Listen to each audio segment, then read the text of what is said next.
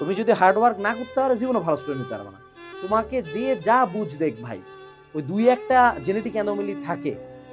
Majority যারা ভালো student তারা হইল গিয়া পরিশ্রম করে ভালো স্টুডেন্ট।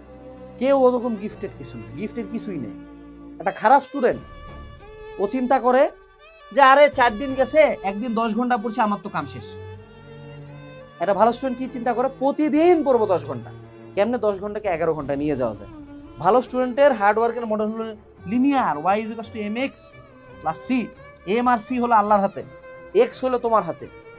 4 ঘন্টা পড়বো 40 পাবো, 5 ঘন্টা পড়বো 50 পাবো, 10 ঘন্টা পড়বো বুয়েটে চান্স পাবো। এরকম ওর কাছে চিন্তা হলো যে আমি যত এফোর্ট দিব আমার রেজাল্ট তত ভালো হবে, আমি তত ভালো স্টুডেন্ট হব।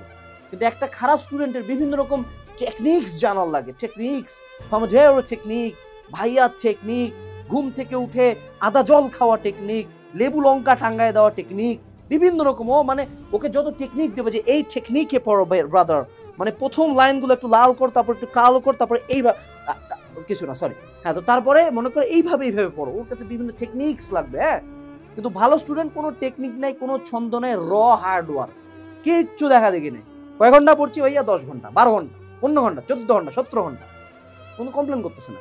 কিন্তু খারাপ স্টুডেন্ট হাজারো টেকনিকের বাজার নিয়ে আসবে, কিন্তু হার্ড ওয়ার্ক বাদে বাকি সব করবে। মানে ওকে তুমি পড়তে বলো 6 ঘন্টাও পড়বে না, কিন্তু ওকে একটা ভিডিও দিবা কিভাবে 5 মিনিটে আইসিটি শেষ হবে। আমি বানাইছি তো 8 মিনিটে এইচএস এর আইসিটি শেষ, ভিউ 9 লাখের উপরে। আর ওরা বললাম যে কিভাবে 10 ঘন্টা 20 ঘন্টা পড়তে হয় জীবনে, ভিডিও তো ভিউ হবে না, গ্যারান্টি লিখে দিলাম। এটাই ঝামেলা, তোমার হার্ড ওয়ার্ক মডেলে ঝামেলা।